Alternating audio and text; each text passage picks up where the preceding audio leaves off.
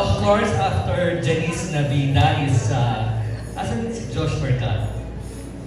Neighbor! Hi, good afternoon to all of us. Yung first question ko syempre kay Barbie and David. You're open naman na ayaw niyong magpaasa sa fans dahil alam naman nila yung reality, di ba? So I just wanna know, how will you describe the kind of love you have for each other? Knowing na may chemistry talaga kayo at maraming kinikilig. The kind of love that I have for David is, ano siya, hindi agad-agad. Pero nung na-reach na namin yung level of friendship na kailangan namin to make the partnership work, the love I have for David is more like, feeling ko mas nagiging taga-guide, ganyan, yung taga-support, hype man ba tawag doon. Na-experience ko yun nung nag-Canada kami, nag-sparkle tour kami sa Canada, na parang I really went out of my way to support him on stage, as we all know na medyo mahiyain ang ating Ginoo. So, yun, I think it's more of that. It's more of showing my support sa kanya, sa abot ng makakaya ko pag magkasama kami, para mas mag-work yung love team namin. And David? For me naman, na just reciprocate yung sa support na binibigay niya sa akin. Hindi naman niya kailangan talagang supportahan ako, but she still does. So, super appreciate that. And, ayun, tsaka, if you think about it, like, sabihin natin 20 years from now, like, my name is actually attached to Barbie's name. If you search Barbie Fortesa, lalabas David Ikaw sa Google-related search. It's really... Research mo ba ako? Wow! Hindi ko. Sige, diba? Hindi, pero ikaw, diba? So, ayun, I truly value Barbie as a friend and as a co-worker. And, yeah. Pero balikan ko lang, kasi nga, syempre, when there is support, kahit pa paano there is love, di ba? So, hindi ba kayo napo-confuse dun sa kind of support and care you have for each other? Hindi kayo napo-confuse na iba, kasi may mga, like si Calvin Miranda, last press May name drop. Hindi, naalala ko na kasi pag mga love team, di ba, may times na napo-confuse dun sa feelings. Kayo ba hindi kayo na umaabot sa ganung point na napo-confuse? Siguro, one of the things I'm thankful for na nakapasok ulit ako sa love team is I got paired in a love team at this age, sa edad ko. Kasi syempre, nag-mature na rin naman ako as an actress, and this is not the first time na may naka-love team ako. So, over the years, natutunan ko na kung paano magtrabaho sa isang love team.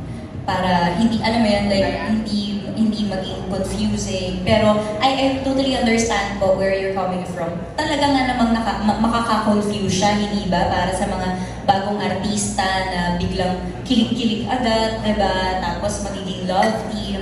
Siguro ipagpapasalamat ko na rin na marami na rin akong naging love team before. Kaya medyo na-train ako, kumbaga, na talagang work tayo. Parang na-separate mo na yun. Yes. At saka, I'm always blessed with good people to work with.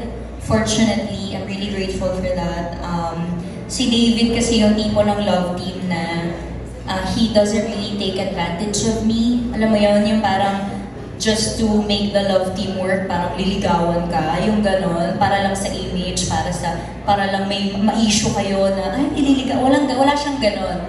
Napaka-totoong tao niya, napaka-genuine, yung care niya para sa akin, alam mong hindi naman siya flirting, talagang sincere lang talaga siya towards me, at saka yung friendship naming dalawa, wala naman talagang mali siya.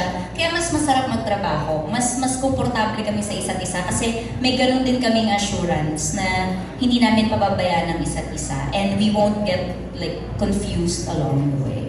Ayan, si David ba naku-confuse din? Naku-confuse ka ba?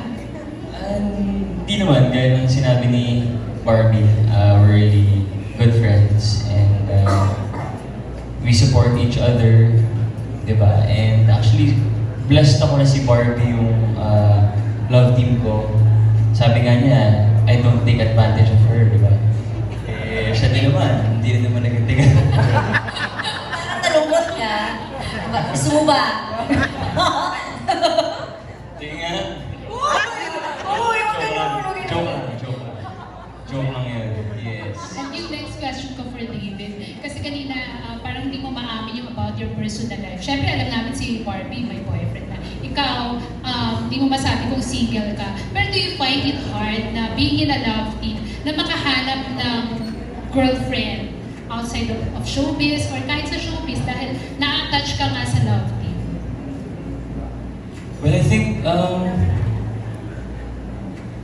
I'm not saying I'm single.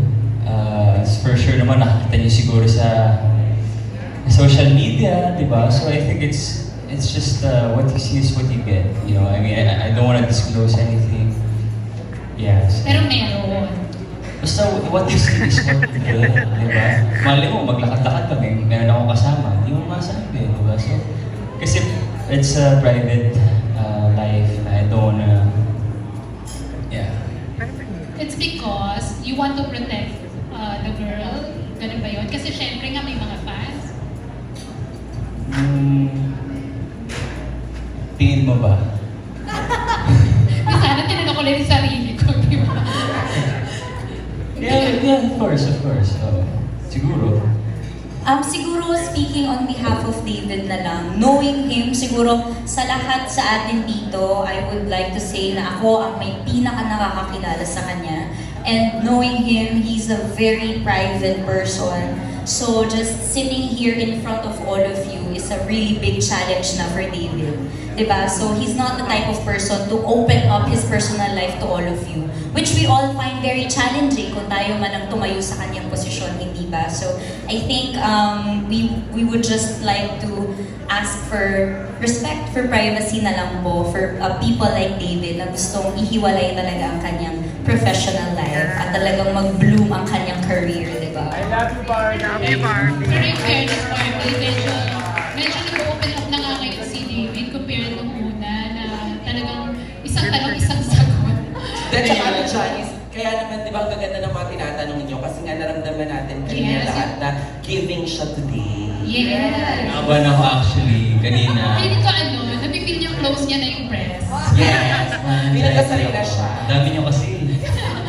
Yung Actually, sorry Ate Janice, Ducato, kayo na nga pagdating niya dyan, sinilip niya muna talaga kayong lahat. Di ba, David? mabait ba sila ngayon? Sinilip niya muna, oo. Yes, introvert kasi ako. So I think kapag one-on-one, two-on-one, two-on-two, mas kaya ko makipag-usap. Pero I think talking in front of a lot of people gives me so much anxiety.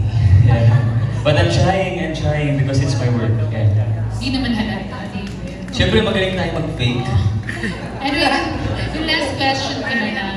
Ang watching you sa platform, parang hindi ko alam kung ako lang ba or may nakapansin din na parang the level of acting na nakikita ko sa iyo is similar to Miss Catherine Bernardo when she does rom-com movies.